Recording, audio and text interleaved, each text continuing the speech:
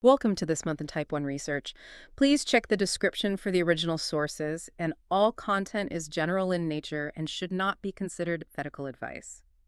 Thanks for having me back for another deep dive. We have quite a stack of literature to get through today. We really do. Yeah. And, when you think about fighting a forest fire, the most visible part is obviously the roaring flames, right? Mm. For decades, the way we've thought about type 1 diabetes has been, well, a lot like managing a house that has already burned down. Yeah, that's a very accurate way to put it. Right. Like, we wait until the damage is done, the insulin-producing cells are just gone, and then we try to, manage the ruins with synthetic insulin.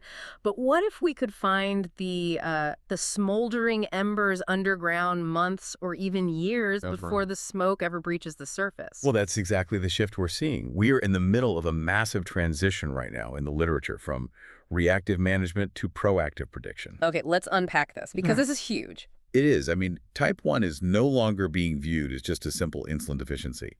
It is a highly dynamic, systemic condition of the human immune system. Right. And if we want to fundamentally alter its course, we have to catch the immune system in the act-like before the beta cells in the pancreas are completely destroyed. So let's start right there, at the very beginning, like before a person even knows they are sick. We've got this massive new simulation model tracking, what, 100,000 participants? Yeah, 100,000 simulated lifetimes. The goal was to look at the cost-effectiveness of childhood screening. Right. And my first thought reading this was just, why don't we just screen every kid every year at their annual checkup? Well, because the healthcare system would just collapse under the financial weight of that testing. Oh, sure. It's a mathematical tug of war, really. You want to catch every single child who is developing autoantibodies, but you have a limited public health budget. So this simulation used a multi-objective optimization algorithm to solve that exact problem. Okay, break that down for me. What is that algorithm actually doing behind the scenes? So it's essentially running millions of different scenarios across those 100,000 lifetimes to find the absolute perfect balance between, detection rates and cost. Okay. And the algorithm discovered that you actually do not need to test kids constantly. Wait, really? How often are we talking? The optimal screening strategies only require a maximum of 1 to 4 tests during the first 15 years of life. Just 1 to 4 tests. That's it. That's it. By combining a baseline genetic risk score with islet autoantibody measurements at very specific ages, like, say, age 2 and age 6, you catch the vast majority of cases without bankrupting the system. Wow. Okay, so the algorithm gives us the when to test. But the biology side of this prediction, like the what we are testing for, is where the research gets incredibly futuristic. It really does. Because normally doctors look for autoantibodies, right? Which are the proteins the body makes when it's actively attacking itself. But going back to that fire metaphor, waiting for autoantibodies feels a bit like smelling the smoke when the house is already on fire. Yeah, because autoantibodies are actually a downstream effect. Right. They only show up after the T helper cells of the immune system have already been activated and communicated with the B cells and instructed them to start producing those defensive proteins. So the fire is already raging. Exactly. The damage is already well underway by the time an autoantibody test comes back positive. Which is why I was so fascinated by this new protein researchers are tracking called SLAG3. If autoantibodies are the smoke, this protein seems like, I don't know, finding the match before it's even struck. What exactly is SLAG3? SLAG3 stands for Soluble Lymphocyte Activation Gene 3. Okay. When autoreactive T cells, and those are the specific rogue immune cells that mistakenly target the pancreas, when they first get activated, their surface chemistry changes. Interesting. Yeah, and during the absolute earliest stages of this immune activation, they shed this SLAG3 protein directly from their surface into the bloodstream. Oh, wow. So before the antibodies even show up. Right. Researchers have now identified that this shedding happens well before standard autoantibodies even form. So it is a much, much earlier biomarker of autoimmune activation. And they're pairing that with something called public T-cell receptor clonotypes using V-gene-targeted sequencing. I mean, I read that and immediately felt like I was in a sci-fi movie. How are we sequencing these rogue cells? It sounds like sci-fi, but it's happening. So every T cell has a receptor on its surface, which acts like a lock-and-key mechanism to identify threats. Okay. The tip of that receptor is generated by specific genes, including the V gene. What researchers did was use advanced sequencing to look at the exact genetic barcode of these receptors in rogue immune cells. And what did they find? They found that there are public clonotypes, meaning identical shared genetic sequences present across both human organ donors who had type 1 diabetes and, interestingly, non-obese diabetic mice. Wait, so humans and mice share the exact same genetic blueprint for the cells that attack the pancreas? Yes. It suggests there is a universal genetic fingerprint for the exact immune cells that cause this damage. That is wild. If we can quantify those specific barcoded cells in a simple blood test, alongside tracking that /D3 protein we just talked about, we can predict the disease with astonishing precision. Okay, but I have to push back on the reality of this for a second. Let's say we have this amazing tech. We test a toddler based on the algorithm. We track their /3. We sequence their V genes. We find the rogue clonotypes. Right. We know the match is there. But what do we actually tell the parents? Like, hey, your child is going to get a life-altering chronic illness in a few years, but they aren't sick yet. I mean, that sounds like a psychological nightmare. Yeah, and the research community is acutely aware of that burden. We're talking about the psychosocial impact of a pre-symptomatic diagnosis. Right, which is clinically called stage 1 or stage 2 type 1 diabetes. Exactly. A recent editorial in our stack highlighted that telling a caregiver their child will eventually develop this condition requires highly specialized psychosocial support. Because without it, you're just dropping a bomb on them. Exactly. Without it, you introduce profound, lingering dread into a family's daily life. The objective of early diagnosis isn't to create anxiety, It is to prepare them for early interventions, potentially delay the onset with new immunotherapies, and completely prevent severe, life-threatening complications when the disease finally does progress to stage 3. Which perfectly sets up the flip side of this whole process. We just talked about the slow, calculated, predictive buildup that takes years. But what happens when the immune system goes from 0 to 100 overnight? Well, we see that quite often, unfortunately. The slow burn suddenly meets a massive accelerant. Yeah, there is a terrifying case report in the literature this month about a 14-year-old girl. She experienced what doctors classified as a catastrophic lupus crisis, specifically juvenile systemic lupus erythematosus. Right. Her immune system essentially waged a multi-front war on her own body all at once. She developed acute pancreatitis, severe axonal polyneuropathy, which is extreme, debilitating nerve damage, and sudden onset type 1 diabetes simultaneously. It was a complete hyperinflammatory storm. And it isn't just isolated to other autoimmune diseases like lupus, right? We also see infectious viruses acting as triggers. Yes, absolutely. Like there's this 6-year review from pediatric clinics in Uganda that tracked the impact of the COVID-19 pandemic on diabetes rates. They saw pediatric type 1 cases jump from 2.7 per month to 4.1 per month. And the really alarming part of that data Is the DKA rate, right? 66% of these kids presented in severe diabetic ketoacidosis, which is a life-threatening complication where the blood turns acidic. Yeah, that DKA rate is critical to note because it indicates how rapidly the disease progressed and how overwhelmed the local healthcare systems were. But the underlying mechanism connecting a lupus flare and a severe COVID-19 infection to type 1 diabetes is what we call the second hit hypothesis. Okay, so let me ask a clarifying question here. Are these events, like COVID, actually creating the diabetes out of thin air, or are they just violently kicking in a door that was already unlocked? It is the latter. In many of these individuals, the genetic risk and perhaps even some low-level silent autoimmunity is already there. Oh. Their immune system is teetering on the edge of tolerance. Then, a massive systemic inflammatory crisis occurs.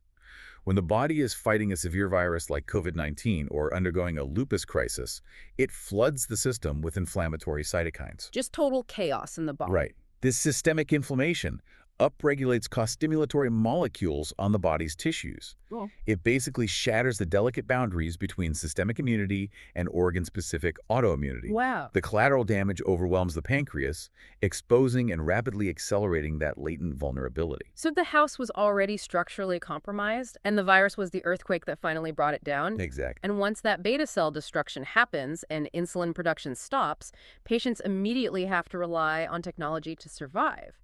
But as our medical devices get smarter, I keep wondering if they are actually improving the human experience. Well, we have to separate the physiological outcomes from the psychological ones here. Fair point. From a purely clinical standpoint, the technological advancements are staggering.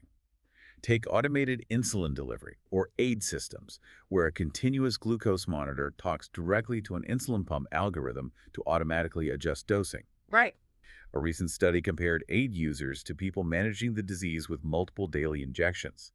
The aid use slashed the incidence of new diabetic retinopathy from 18.9% down to just 6.1%. Retinopathy being the diabetes-related eye damage that can lead to blindness. I mean, dropping that from almost 19% to 6% is a massive leap in preventative care. Huge. And we're seeing trials, like the Radiant trial, proving the safety of tubeless aid systems, which removes a huge physical barrier for patients who don't want to be, tethered by a wire. Right. Keeping blood sugar in a much tighter automated range dramatically reduces those long-term microvascular complications. The clinical metrics are undeniable. But then we look at the psychological reality, and the data tells a very different story. It really does. The Better Registry recently analyzed adults using these newer second-generation aid systems. Even when these patients were hitting their optimal clinical targets, meaning their blood sugar looked absolutely perfect on paper, 55% of them still reported elevated diabetes distress. And 63% suffered from poor sleep. Right. Furthermore, in Thailand, continuous glucose monitors were recently reimbursed by their universal healthcare system. It is free access to incredible technology, and yet the uptake is only 12%. Which proves that simply providing access to highly effective clinical tools does not solve the reality of living with the disease. I keep thinking about this analogy. Using an advanced aid system right now is kind of like riding in a self-driving car on the highway. Oh, that's a good comparison. Yeah, like yes, the car is doing the physical work of steering and adjusting the speed, but the catch is you still have to stare intensely at the road, and you have to keep your hands hovering exactly 1 inch over the steering wheel at all times. Yeah, you can't relax. Exactly. Your brain is never, ever allowed to truly rest because you are constantly anticipating that the algorithm might fail and cause a crash. And the cognitive burden of that anticipation is exhausting. Medical success, like achieving a perfect HbA1c, does not equal quality of life. The constant alarms, the fear of device failure, the micromanagement of every single gram of carbohydrate, the psychological tax remains incredibly high. Yeah. The technology is phenomenal at doing the math, but it has not alleviated the mental load of being your own artificial pancreas. Because that mental load is so high, especially the daily math of counting carbohydrates for every meal, it makes total sense that patients are desperate to offload that math to artificial intelligence. Right.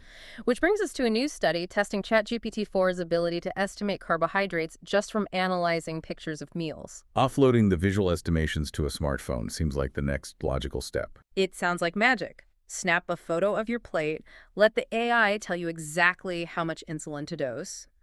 But the study found that while the AI was helpful for simple single-item foods like an apple, it struggled significantly with composite meals. The mixed dishes. Yeah, these are things with mixed ingredients like a casserole, a stew, or a heavily dressed salad.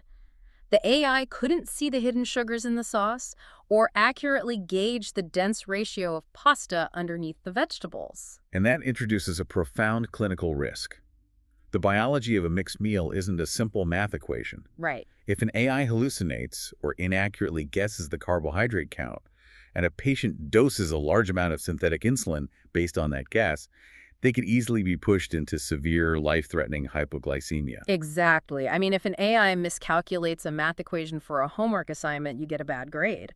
If it miscalculates a plate of pasta, you could end up in the emergency room. Should we really be using this yet? I'd argue we need to be very cautious. And composite meals are just the baseline. It gets so much more complicated when you factor in other conditions. Another study in our stack confirms that about 6% of pediatric type 1 patients also have celiac disease. Yeah, and that dual diagnosis is associated with significantly poorer glycemic control. I can imagine.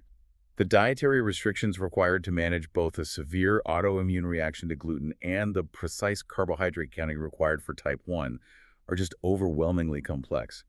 An AI looking at a photo simply cannot navigate those invisible physiological nuances safely. Which is backed up by another fascinating machine learning study we reviewed. Researchers used an ML model to try and predict which adults with type 1 would suffer from severe hypoglycemia. And the results were surprising. Yeah, you'd assume the top predictor would be something clinical like their average blood sugar, how long they've had the disease, or what specific pump they use, but it wasn't. The top predictor was a behavioral metric called their hypoglycemia problem-solving ability. And that is the crux of modern diabetes management. AI, algorithms, advanced pumps, they are just tools. The ultimate safety net is the patient's own behavioral resilience and problem-solving skills. Yeah. Knowing how to react when the technology fails, or when a meal absorbs differently than expected is what keeps people out of the hospital. Yeah. Education, behavioral training, and psychological support still outpace automation. Yeah. We cannot simply out-tech a disease that requires constant, nuanced human judgment. So if technology and AI have these hard limits, the ultimate frontier has to be changing the actual biology of the disease itself. Like, if we can alter how the body fundamentally processes energy, we could theoretically bypass the need for constant technological micromanagement. We have several biological innovations in the research this month that attempt to do exactly that. Let's talk about them. First, researchers are combining inhaled insulin, a product called Technosphere, with these automated aid systems. Right.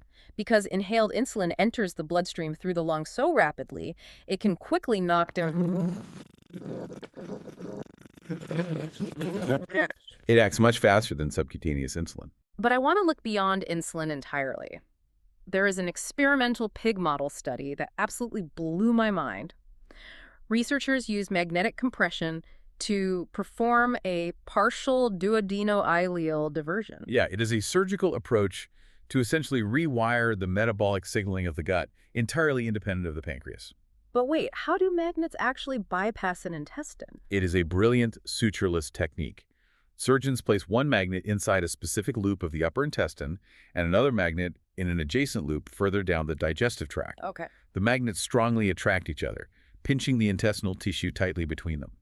Over a few weeks, that pinched tissue necrotizes and falls away, while the surrounding tissue heals together. Wow. It creates a perfect fused hole and anastomosis between the two loops. So it creates a brand new shortcut for food to travel through, completely bypassing a section of the upper gut. Exactly. And by altering the route food takes, you drastically change the secretion of incretin hormones from the gut, which regulate glucose. In this pig model, that magnetic bypass completely normalized their fasting plasma glucose in just 3 weeks without using any insulin. That is wild. And then on the cellular level, scientists are engineering exosomes to act as backpacks on monocytes. Monocytes are a type of white blood cell, right? Yes, monocytes are the body's first responders to inflammation. Whenever tissue is inflamed, like the pancreas during the onset of type 1 diabetes, monocytes naturally rush to that exact location. So researchers are attaching exosomes, which are these tiny biological bubbles filled with immunomodulators, directly onto the monocytes. It's like a cellular Trojan horse or, a GPS-tagged backpack. That's a great way to picture it. Instead of flooding the entire human body with heavy immunosuppressant drugs that cause terrible side effects, they use the body's own monocytes to sneak protective medicine exactly where the immune system is doing the most damage. It is targeted. Precision immunology.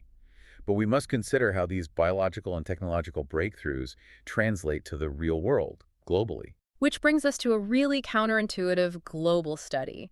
It analyzed pediatric type 1 outcomes based on national GDP. Right. You would assume the graph is a straight line like, the wealthier the country, the better the health outcomes because they can afford the AI algorithms, the tubeless pumps, and the continuous monitors. But that wasn't the case. No. The absolute wealthiest countries did not have the best metabolic control. It was actually the middle GDP countries that achieved the best overall HbA1c levels. Why would middle-income countries with less access to expensive tech have better outcomes? Well, it directly contrasts algorithmic over-reliance with behavioral resilience. Interesting. In many highly affluent nations, there's a tendency to rely almost entirely on expensive devices to do the heavy lifting. But as we discussed with the self-driving car analogy, the tech cannot do everything. Right. Middle GDP countries lacking universal access to automated pumps often invest much more heavily in structured human education, intense behavioral support, and consistent, disciplined daily routines. Because they have to. Exactly. They build the patient's problem-solving ability, which, as the machine learning study showed us earlier, is the ultimate predictor of success. So what does this all mean for the future of the disease? I mean, we started out talking about predicting the fire, and now we're talking about rewiring the gut and global economics. It means the medical community is increasingly viewing type 1 diabetes not just as a localized blood sugar problem, but through the lens of accelerated aging and frailty. Wow. The chronic systemic stress of the disease wears the entire body down over time. The true future of treatment is about achieving physiological resilience. Right. We want to restore the body's natural stability and reduce the overall inflammatory and cognitive burden, whether you live in a high GDP nation with an automated pump or a middle GDP nation relying on robust education and basic insulin. Physiological resilience. So we are moving from managing the ashes of a burned down house to actually rebuilding the foundation to be fireproof. And to leave you with one final provocative thought regarding that foundation, there's a 30-year Finnish register study that looked at the children of mothers with type 1 diabetes. They found that the offspring of mothers with type 1 have a 1.67 times higher mortality rate over 30 years compared to the general population. Oh, wow. This points to the profound long-term impact of the fetal environment. It forces us to ask, how does the legacy of our metabolic health echo across generations? Yeah. What epigenetic memories of high glucose and systemic inflammation are we unknowingly passing down? And how might the early interventions we've discussed today, finding that fire before it ever starts, change the fundamental biology of someone who hasn't even been born yet? That is a heavy, incredible thought to end on. We're not just putting out a fire in one house. We are trying to stop the heat from warping the foundations of the houses that haven't even been built yet. Remember to like and subscribe, follow the link in the channel description to buy me a coffee, and thank you for listening.